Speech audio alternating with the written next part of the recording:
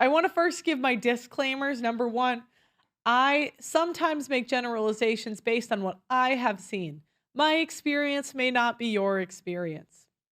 This is also based on interviewing 1,000 women. This is also based on following cultural trends and following relationship news and seeing the choices that women make at different periods in their life. This may not be your experience, and that's totally fine. When I say women or modern women, I never mean all women. There are exceptions to every single rule. However, I do need to talk about the patterns I've seen. And also, we're trying to get to 3,500 members on the website. That is one yearly membership on the show. If you can, feel free to sign up. If you can't, that's okay. Hit that like button. Okay. Now, we spoke before about the modern woman life cycle and the phases that we go through as women. Now, I first want to recap what the phases are of the modern woman life cycle. So first, we go to a high-priced institution to get a degree that nobody will care about, to put themselves in a whole bunch of debt that will burden them for the rest of their lives. All they learn in school is how to be disagreeable and how to use men. Modern women will get a job that is too stressful and does not care about them. In reality, the job is not hard or stressful, but these women will convince themselves that it is. Modern women feel entitled to a certain lifestyle when they begin their careers and will buy houses and cars that they can't afford and spend all their money on travel while ignoring their student loan debt and sometimes credit card debt. Modern women will wake up between the ages of 33 to 37 and rush to have kids and find a husband or both. Modern women will hit their late 30s and early 40s and try to get pregnant by a loser or go through IVF. Modern women will start on antidepressants and become alcoholics. Modern women will buy a dog and die alone. Now, along this journey, there are different phases that modern women go through. We have covered the hoe phase. Today, we are going to cover the post-hoe phase and the find herself phase. So what is it, the post-hoe phase? The post-hoe phase usually comes along when the women try to get our lives together before we smash into the wall.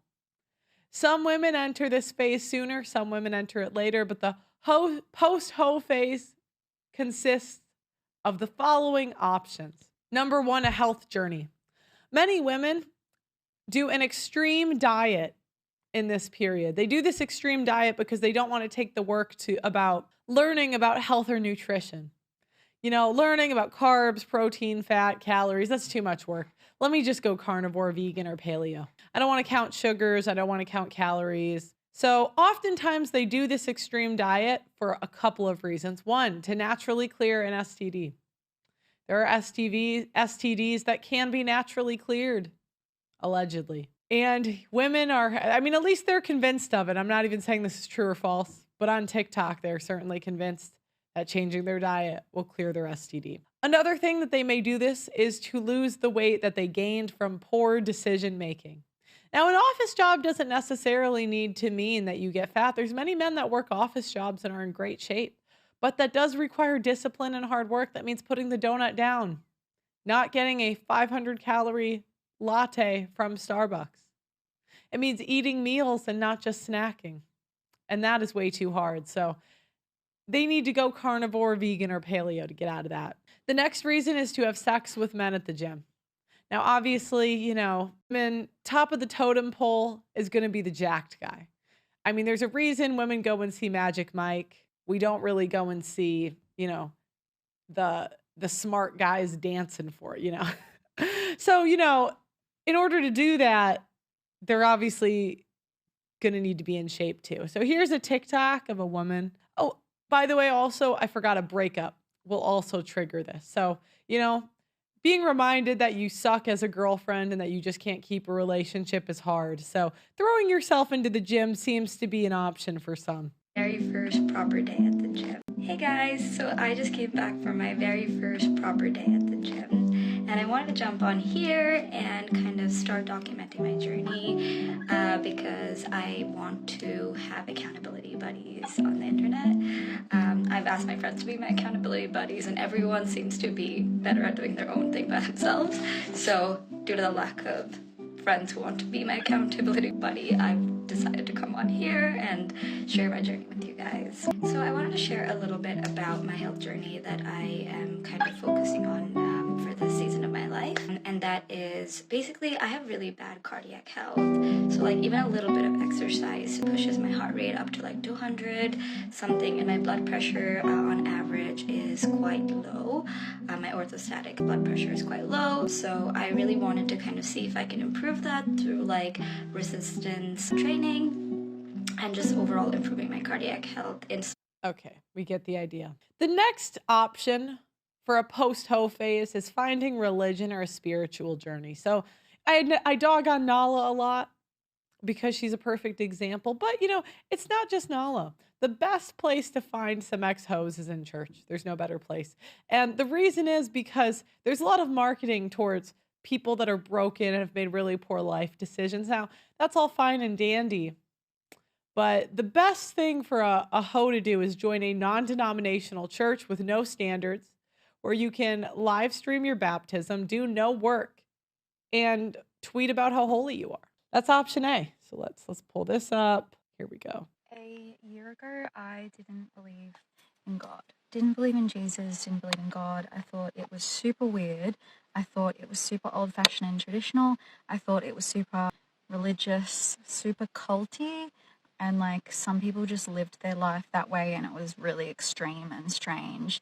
And it just was not a part of my world. It would never be me. It is now. And the worst part is she's hot enough. You guys are gonna fall for it. There's no way you won't. I don't believe you. You're like, Pearl, not me. I'm too alpha. I wouldn't fall for that. Yeah, okay. Okay, guys. Yeah, I don't.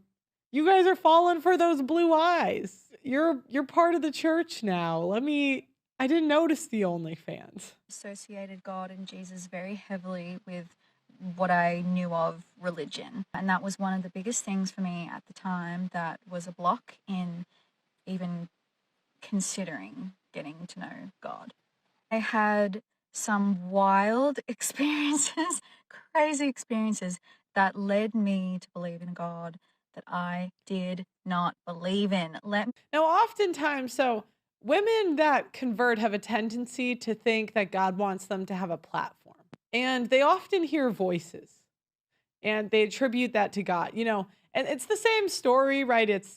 I was alone. I'd been partying and being a hoe. And then I heard God speak to me. Lady, he did not speak to you. You are just crazy. You are insane. You hear voices because you're hungover from getting tag teamed the night before. I mean, do you guys really believe that Nala heard God's voice? Yeah, okay. Let me tell you, if you're watching this right now and you're like another Christian video or another like person talking about God, I was totally the same. Every time I saw these videos pop up on my bit earlier in my journey, like every time I saw these videos pop up on my TikTok, I would be like, ugh, but she's from a Christian family, or she grew up that way, or she goes to church, or she has a best friend that's a Christian. Like I just always thought it was ingrained in their life somehow. I am telling you, I went from zero belief, zero faith, zero care to believe, to full, undoubtable, full heart, brain, body, full belief, full knowledge that the fact that this is so real. Because the wildest things happened to me, the craziest things happened to me. I went through a really hard time, and then Hoeing. The hard time is a hard time, if you know what I mean. It always has to do with a boy. It's interesting because when men go through hard times, it's like, well, my mom was sick. I was deployed. My best friend tried to commit suicide. When women go through a hard time, it's, I got dumped. I took an L. He didn't call me back. And these insane things started happening. The only Christian I knew was my boss. Oh my gosh, cap. You guys in the chat, you would fall for it. I don't believe he wouldn't. I just, I don't believe if a woman this attractive was super into you, you would want to believe it. I've seen this too many times. I've just seen it. You guys would fall for it hook, line, and sinker. They're all saying they wouldn't. Yeah, okay. Nah, I wouldn't. Oh, I'm okay. So literally thank God for her, because she helped. And I hadn't told her all these strange things that were happening to me until eventually one day I just blurted it out, because she was the only Christian I knew. And she was like, you need to start reading a Bible. And then even then I was like, no, like, girl, be for real. Me read a Bible? Me read a Bible? Like a Bible. Like, in what world? But I did. She bought me a really cute Bible. And Kenneth said he'd hit and then see what happened. That's an honest answer. Thank you for being honest. Thank you, Kenneth. Thank you. Because that right there is honesty. What I don't need is the virtue signal in the chat. You know, I just want you to know, the shows that I did earlier, I would see the men say that they don't date those types of women or they wouldn't fall for that, blah, blah, blah. And do you know who I would see them dating later? Oh, you know, there's this one guy who come on their show a lot.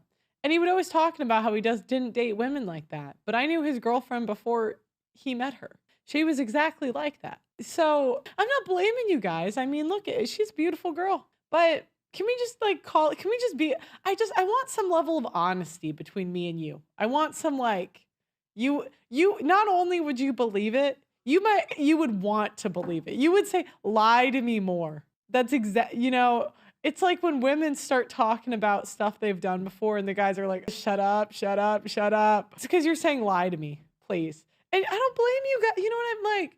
We like it when the men lie to us.